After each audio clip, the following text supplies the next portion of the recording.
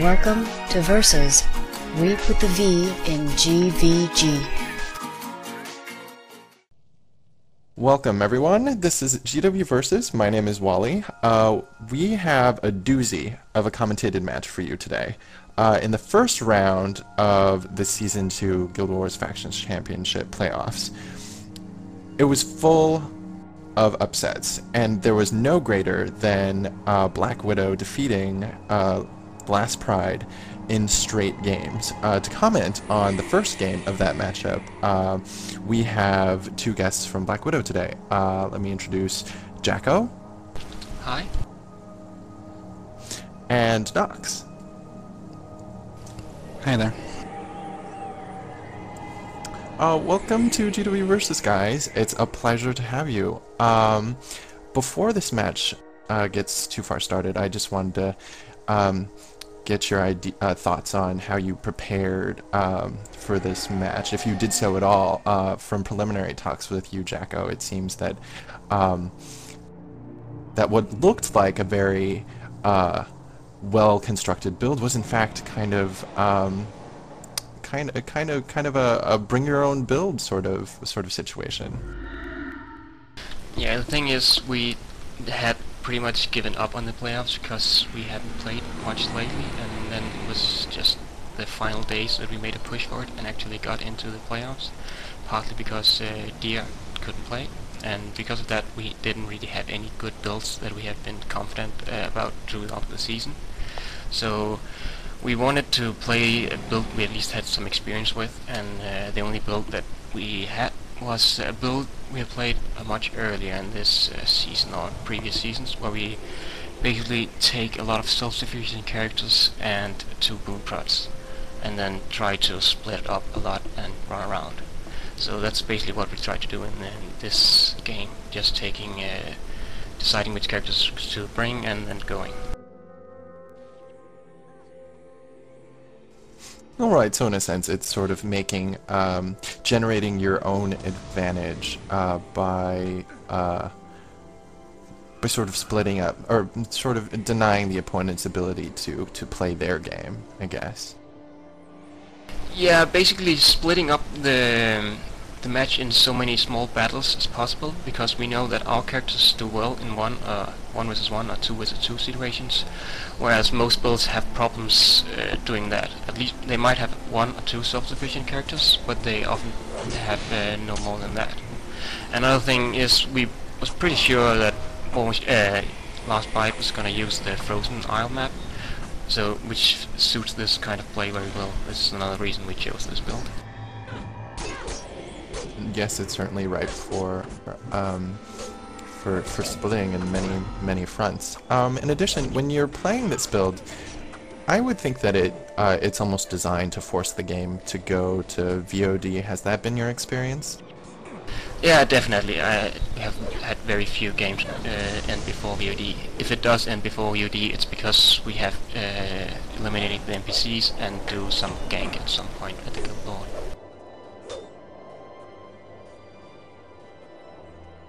Alright, now, so here in the video, Last of Master is harassing your flag runner, who seems to be doing very well. It's not a particularly great matchup, and he's also assisted by the Crypt Shotter. Were you sort of planning who would split where, or what characters would sort of try and face off with the ones from EvIL, since it's their build is fairly standard and they've been playing it for a while, and so I imagine you had expected somewhat what it was they were going to bring. Yeah, one thing we realized from the last playoffs where we played IB was making a build and just trying to counter it didn't suit our style very well, especially when you don't have a lot of time to practice the build you're playing. So what we tried to do this time is not to think so much about what EvIL was going to do, but instead trying to play our own game. So we didn't really decide that much on making characters specifically to counter their characters. But what we did do is we had one assassin, played by Nox, that we sent back to their base to gank, which was the General Strategy, and then have Omze on a Crypt Ranger trying to basically interrupt their flag capping and stuff like that. All right, and so what I'm seeing from the mini map is that Nox is sort of cleaning house at the base, and he's doing so basically uninterrupted. Could you sort of talk about what that allows you to do and sort of what's going on there? Well, I mean, basically the assassin with orb displacement can clear a whole base in 5 minutes or so if nobody does anything about it. So, that was actually, ideal for me. But actually, at the same time, when when I thought about this character, we pretty much knew that they were gonna play this build. So I had in mind, being able to play against the assassin or possibly Gripshot Ranger. All right, and so I notice right now you're facing off Bloodlight, and your builds are actually really quite different from each other, despite having many similarities. Would you sort of comment on what led you to bring this build, particularly since you were expecting to sort of face a Gripshot or another assassin? Yeah, I mean, we weren't sure that he was gonna play the same one, especially as the Golden Phoenix Strike one has been so popular lately. So, Shock is kind of the best bet to go against one of those, because then you can get the first knockdown and thus get all the conditions on first.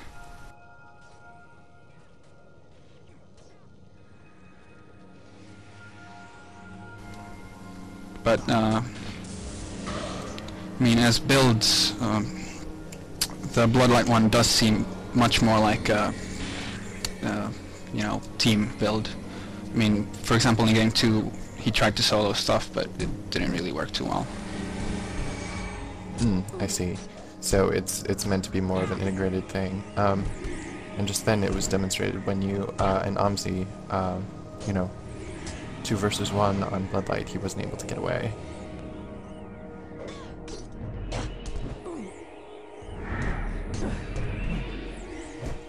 So, Jacko, I know that you lead tactics playing as a monk, which I find incredibly complicated to do. I can't imagine how it's possible to do so. Could you sort of comment on that, and in general just sort of talk about what it's like to play with against EvIL 8 versus 7 at the flag stand? Yeah, calling as a monk, I don't know. We didn't have any real tactics callers when we created the guild, so we had to have someone try it out, and it ended up being me. And playing as a monk, you have the advantage that you know pretty much how well they push you, so you at least know when to push back and when you can push forward, so that makes it easier in a way. Of course, it is a bit complicated because you're often very busy with what you do yourself, but I don't know if that's that more complicated than on offensive characters, because you have to be concentrated there as well.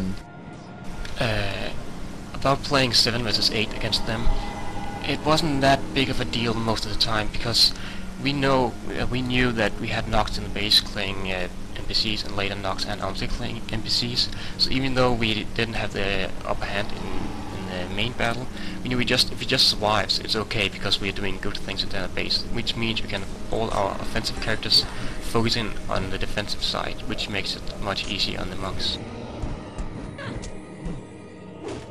I see.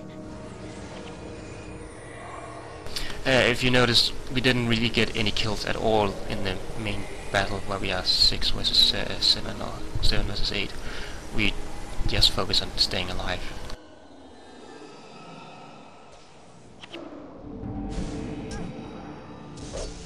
I could add here that we did actually get a few when they had to fall back on some occasions. For example, this first time I believe it was one of the Mesmers who was left behind and killed of EvIL. Oh yeah, that's true. That did make the mistake that they pushed back with the whole team each time they have problems on the base, and then often we can pick out one character, especially since we have 2 warriors, one with Death Charge and the other with Shock, I think. So it's pretty easy to spike out a character that's lagging a bit behind, because you can stop him pretty well. We also have Gale on both the Mesmers and the Emo. So Okay, retreating so from us can be a bit difficult. So here you've garnered a morale boost by delaying their flag runner. How important was that to you, since I know you had sustained... I think it was the death at the flag stand at this point. We had had a couple of deaths, but I don't think it was that big an issue. We weren't really pushing that hard for it, but basically just trying to take the opportunity whenever it comes, because they had to move around to respond to our gank in their base. But it weren't a desperate thing. We weren't pushing hard for getting morale at that point.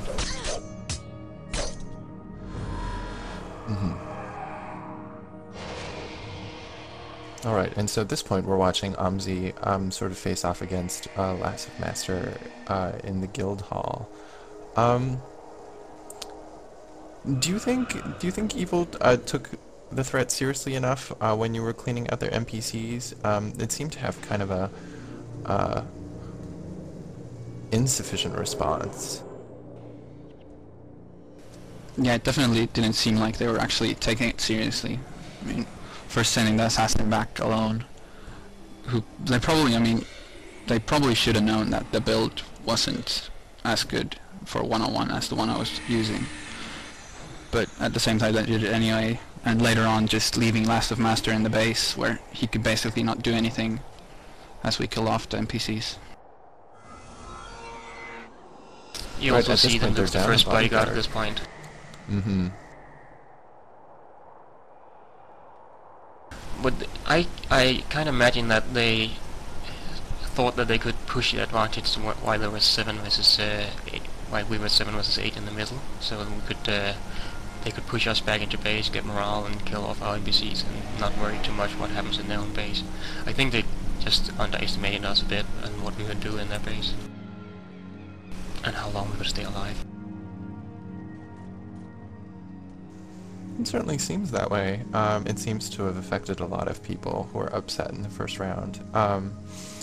Though also, I think it also highlights the strengths of your very self-sufficient characters, and I'd like to take a moment to talk about what exactly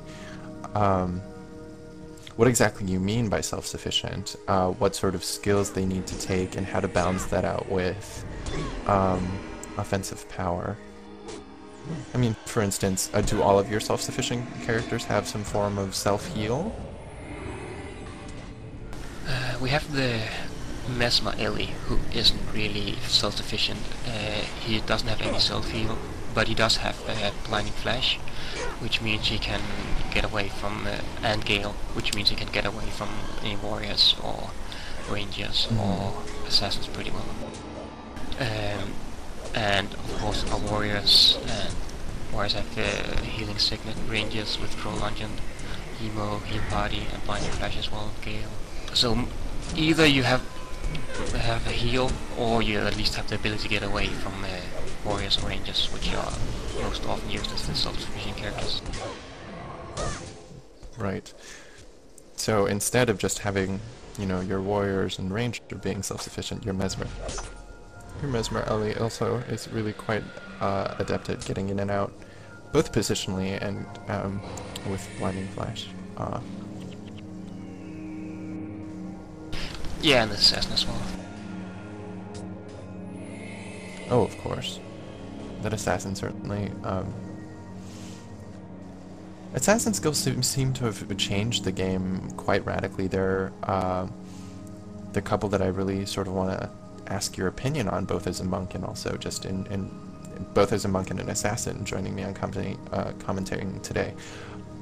What do you think teleports have brought to the game? Is it all good? Is it all bad? Is it some mix of the two?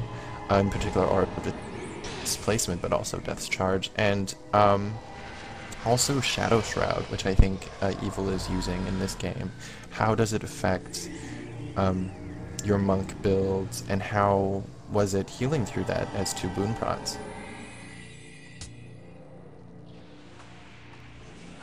Yeah, I can start coming on this Shadow Shroud. It's usually pretty difficult when they spike you with using Shadow Shroud, and when you only have 2 boon prods, because you can only heal with mint conditional and ailment, at least on the builds we use. But it didn't seem as big as a problem this time. I think it mainly was because we had the Mesmer at least spamming Blinding Flash so much, so we didn't have that much damage against us as you would normally in a spike, because the warriors were pointed so much, and the assassin as well. And of course they had damage in the base most of the time anyway. The only place we really had a big problem with it was when I split off solo, so you only have 1 boon prod staying back, and of course he can't do anything when he gets Shadow Shroud on him.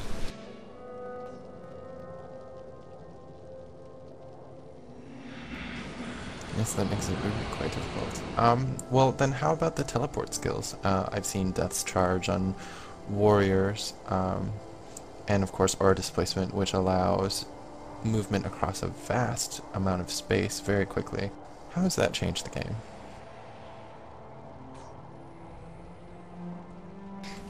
Especially Aura of Displacement, I think, is a very interesting skill. I mean, both for the reason that it actually, because of how the assassin is, you know, a low target melee character, it's really the skill that an assassin needs to just stay alive in full team combat.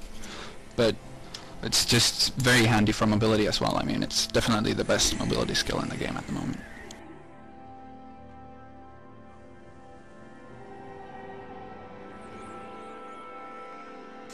And do you think that teleports have added positively to the game? I know I've spoken with some people who fear that perhaps teleportation will take out an element of preparation and ability to handle such things in Guild Wars. What are your thoughts?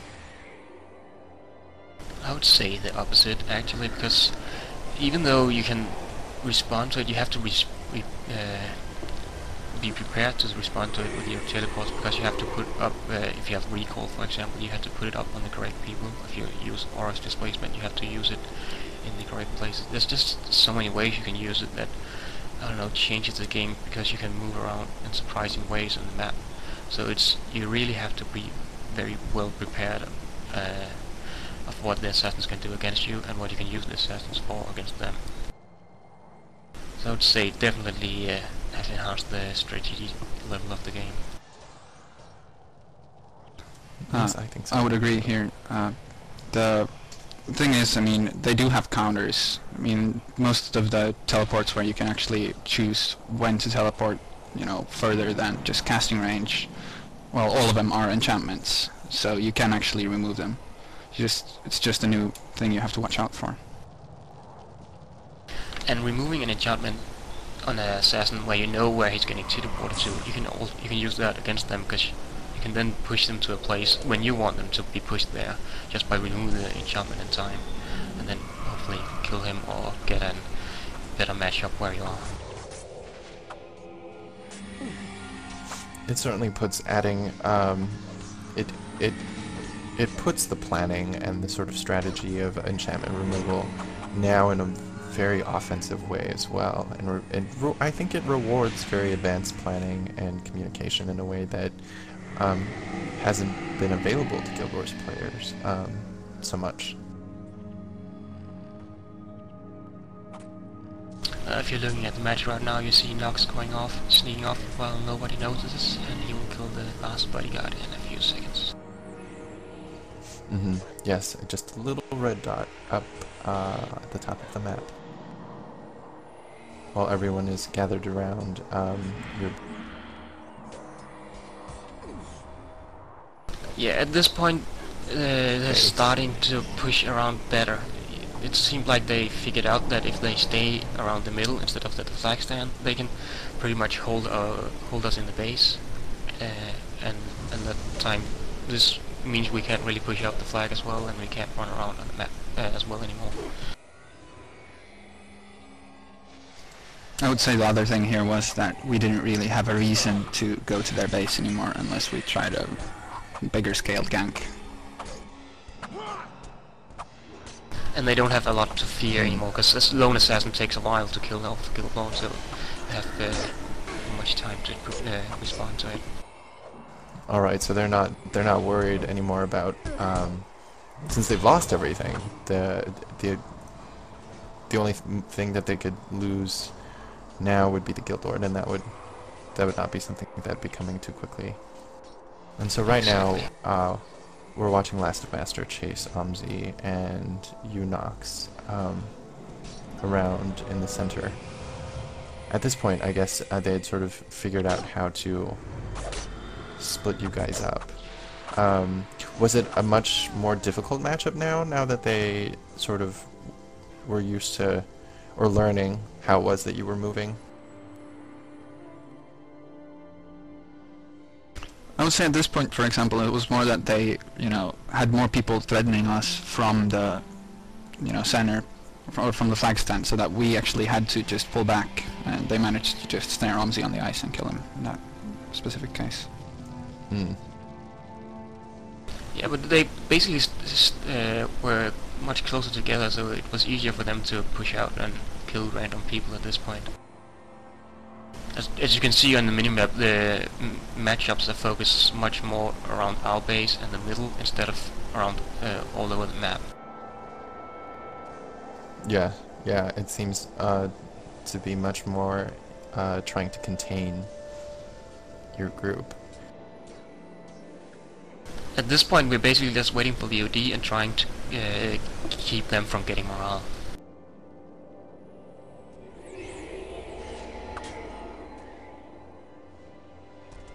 Because we don't have anything to gain apart from killing the Guild Lord, and we didn't dare do that at this point. Right, so at this point it's somewhat stalling tactics and trying to keep your NPCs alive. Were they making a concerted effort to sort of even the match at VOD by attacking your NPCs in your base? They were, but we were staying pretty much back at the base most of the time, so they were mostly trying to kill us off and trying to plant us capturing flags so they could get a morale boost and rest seconds back. But we had the big problem that we knew that our team was worse off 8 vs 8, so we kind of just had to run around a bit because we couldn't face them 8 vs 8. We knew that. So how difficult is it if you can't really threaten them and cause them to pull back to the base with the threat of killing NPCs anymore? Was it then just sort of focused around the flag stand, then your movement? No, you more use our own NPCs as protection, because as long as we go up there, they can't push in. They're not that much better 8 vs 8 that they can actually push into our own NPCs. Oh, I see. The biggest problem we had was the Shadow Shroud, basically, because then they could spike us once in a while, and if they push with all the people, they should be able to spike someone out.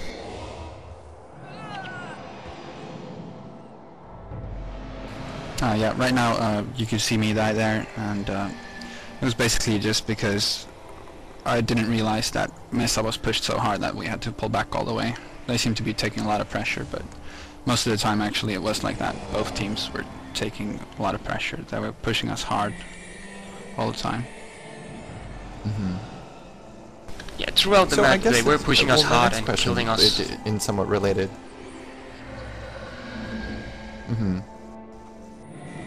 Yeah, they don't ever give up, and they're always a threat, aren't they? And they always get kills once in a while. It's just we die somewhere here and there.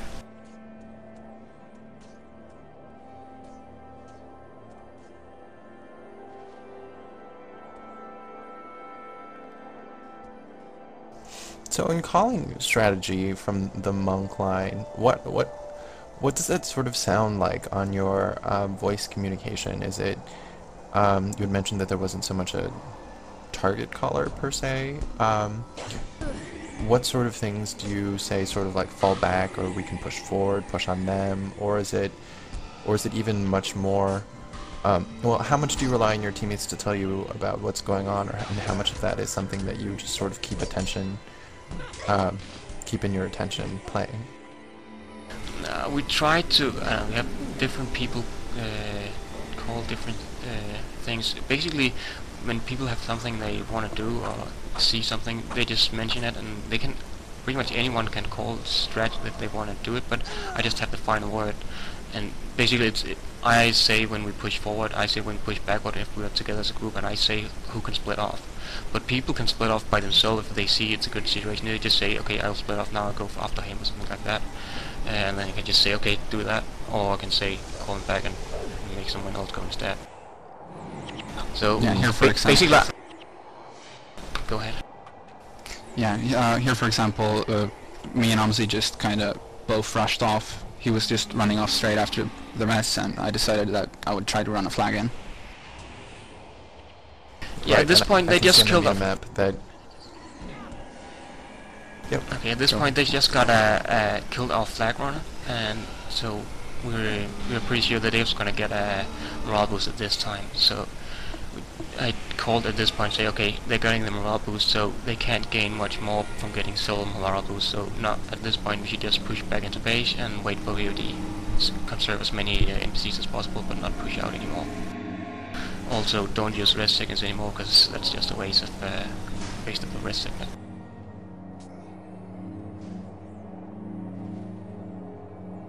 Yeah, here me and Amzi basically just try to pull Last of Master and Bloodlight away from the battle as to lessen the damage around our guild lord. We also tried to kill them, but that failed quite miserably.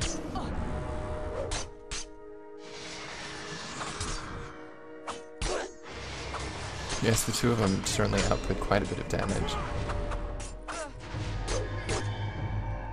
Yeah, there you, for example, also saw bad use of Aura of Displacement. I used it right next to Last of Master, which, you know, didn't give me an escape route at all.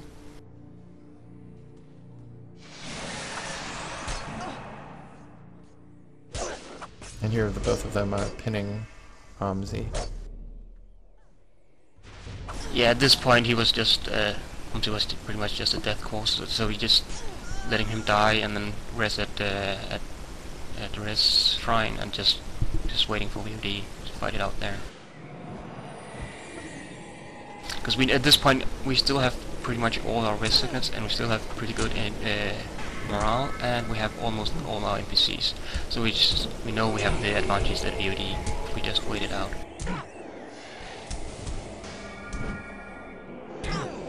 So at this point, aside from keeping your NPCs alive and sort of playing very defensively, were there any sort of things that you were worried about EvIL being able to do once VOD happened? I'd say that mostly we were afraid of the situation where they'd stay, you know, just outwait our NPCs, let them go to the center and try to kill our guild lord. We weren't sure if we could actually handle that.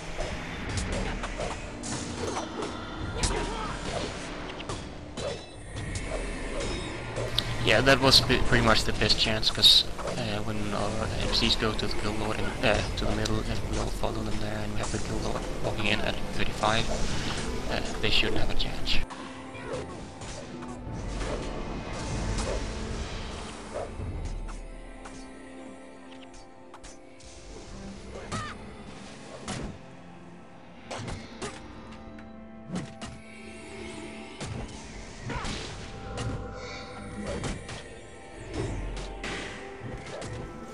So you mentioned earlier that, well, I guess the reason why you were drafted as the target caller, Jacko, was that, well, it seems to me that not very many people know the sort of makeup and the guild history of Black Widow. I know that there is a lot of interest in learning more. There's a lot of talented players in the guild, and I was wondering if you could you wanted to talk a little bit about sort of history and that sort of thing. Yeah, I was first commenting that you can see EvIL trying to push in our base, now you can see what happens, they die. So it's why they stop and just wait for UD as well. But about the guild, we were several different Europeans that were all in American guilds and have been for a long time, but had problems getting playtime because the guild always play at the very bad time for us. So we had a lot of people that were annoyed that there weren't any more good European guilds around, so we could join a good European guild, and we decided to create our own. Basically, we were some people from NO. When after that broke down, and we just decided that we wanted to join a European guild this time instead, because it was quite annoying playing American times. And together with Nox from I don't know, he has been around different guilds, and Trin Sic from PAL. We decided to make a guild of our own, and we just invited some people we could find, pretty much, that wanted to play in a European guild. It was a bit hard finding people because we had no reputation at that point, because we didn't have a guild. But yeah, after a while finding people that we knew, we created the guild right when the first season started from the Factions Championship. Yeah, played from there on. So basically a lot of people put together from different American guilds. Well, you seem to have done handsomely as a result, particularly with these games. There's some really talented players. There's some really amazing tactical play going on here. I think it's fair to say that Black Widow certainly put itself on the map in the most spectacular way. Thanks.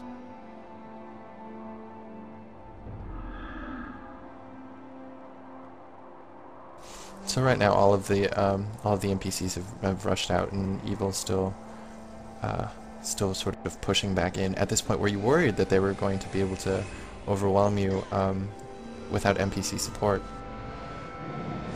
I guess we were worried, but there was not much to do. We just wait to see what happens. We had XP go out to the flag, so we sure we just keep on the flag control, getting morale later.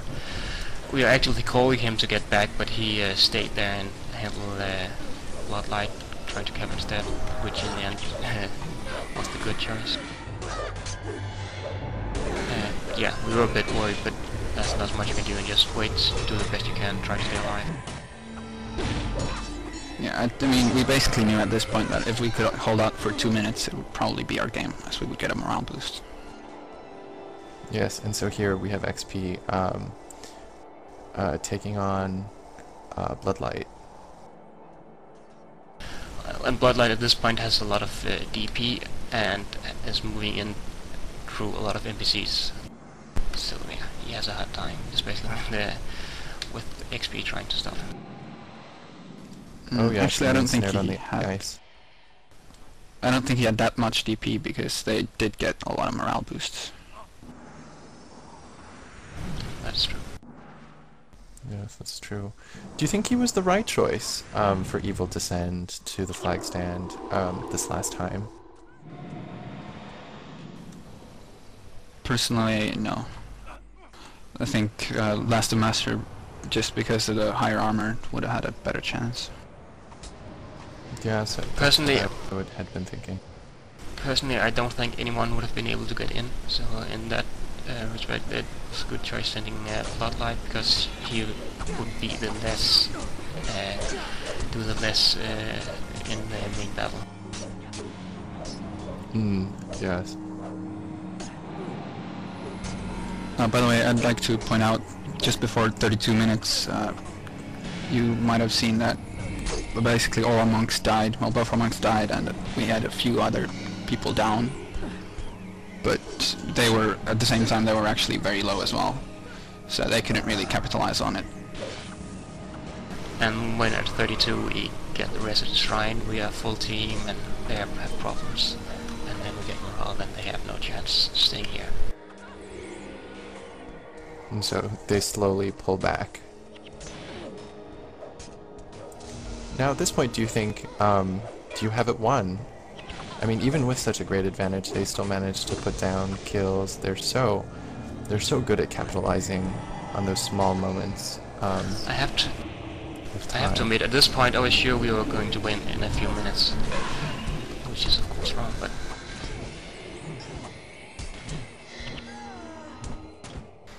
Yeah, right here it felt like we had won the game, but we soon noticed that they were actually pushing very hard still, and almost got it in the end. Yes, basically, even with all of the NPC advantage, they managed to come back and make it somewhat of a close game. Do you suppose that that there were mistakes on your end that might have contributed to this? Like, was there anything that you think you could have done to end this more decisively sooner? Yeah, I think it's definitely one of the mistakes. Actually, mainly my mistake is always staying back a long time watching for the guild lord instead of going up and protecting our NPCs, just to be 100% sure they wouldn't gank our guild lord and win the game like that.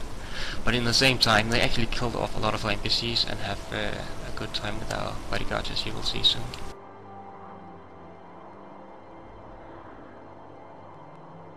As you can see, now we have one guy back in the base, and they are coming towards the gank, at least with one guy. I think it's Last of Master coming back to our guild lord.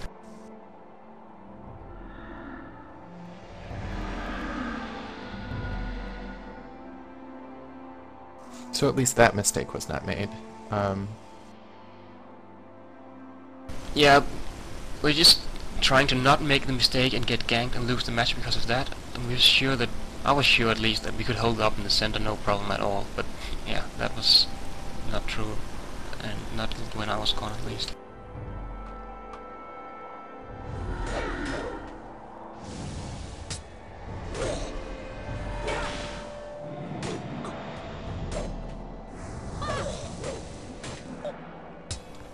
Yeah, that's actually one thing worth to notice as well, that they did have a pretty good spike here.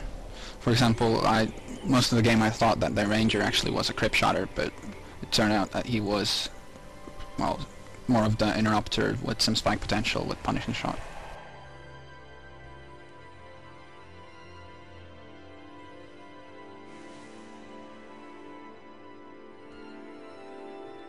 Alright, so they've managed to pull your NPCs back away from... Well, no, they're still there. So at this point, they've managed to sort of attack your bodyguards, and they're sort of doing that with what degree of... How are they able to do this? Was it just sort of savviness, or is it... how much of a threat are they still? They're still a very big threat. No, go ahead, Nox. Yeah, as you can see from the minimap, we have, well, 3-4 players back at our guild lord trying to fend off their gank, which actually let them have a sort of a power play at the flag, even though we had the NPCs. Yeah, another thing is, I didn't notice that they had pulled the bodyguards away from the center. I thought the bodyguards were in the center, so I could just go up and heal them. But in fact, they were pulled all the way up through their side, so it's very hard for me to heal them when I was coming in. Oh yeah. They seem to have a certain aggro, love for aggro, those bodyguards, don't they? Definitely. But you see, now we had it much more comfortable, because now we had it all in the center and we had both guild lords there, so we can just stay there and have the 2 or 3 archers we had left trying to help us. But at this point I was actually starting getting very worried that we couldn't pull it off anyway. Yes, because now this very much sort of resembles just an 8v8 fight, with just, you know, a little bit some morale difference. Some morale difference and a couple of archers, so that's the only difference, yeah. Mm. And here they actually had the flag stand as well, and Bloodlight was off to harass our runner. So I think we had someone else helping him back there.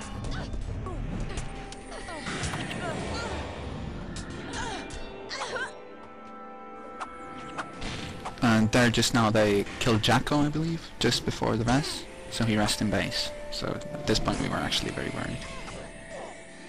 Yeah, because when they have all 8 people there and use Shadow Shroud on one of the Boomtrots, they should be able to spike him almost every time, and I guess that's what they did just before the rest.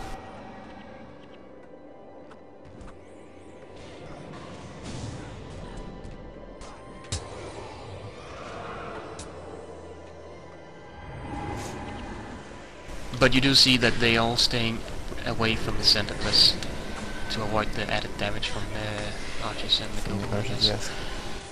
But And they they just can't sort do of- that. For as you see, the guild lord is starting to take damage from our guild lord. And Yeah. I think we have one guy And so they tanking have as to well. rush in. Yes. Yeah, as you can see, if you look at the health bars now, you can see they have much more pressure on them than we have on us.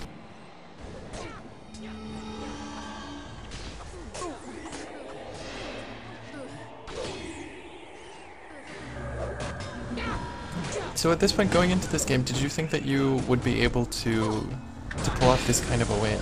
Was it something that you had planned on, or was it very much sort of, oh, let's just play? Yeah, it's pretty much just, oh, let's play, see what we can do, maybe something nice will happen. We didn't think at any point we will win before the match started, but why not try and do our best? Well, that definitely sounds like a good way to handle things. So, was there any sort of celebration, particularly following the second match where you've officially taken EvIL out of the tournament? Apart from us screaming and yelling up and down and being very, I don't know, happy, it was, I had a lot of people coming in on the event channel, because we, on the Alliance event channel, and congratulating us, and I had a lot of people messaging, congratulating us, and I don't know, it was very, very nice. Oh, it seems like a wonderful celebration for a really well played, very tight sort of match. So, before we wrap this up, is there something? Are there any sort of parting comments that you'd like to make about the match, or just in general? I don't think I have any comments really. One thing I'd like to say here is that, you know, this actually proves that the high level of GvG isn't really that, you know, one-sided anymore. That every guild basically in the top 16 has potential to beat any other team up there. Yeah, I think that Guild Wars is in its PvP sort of pool has become much more deep than it has been. I think that this particular season has really shown that there are great players in every region, that there are great players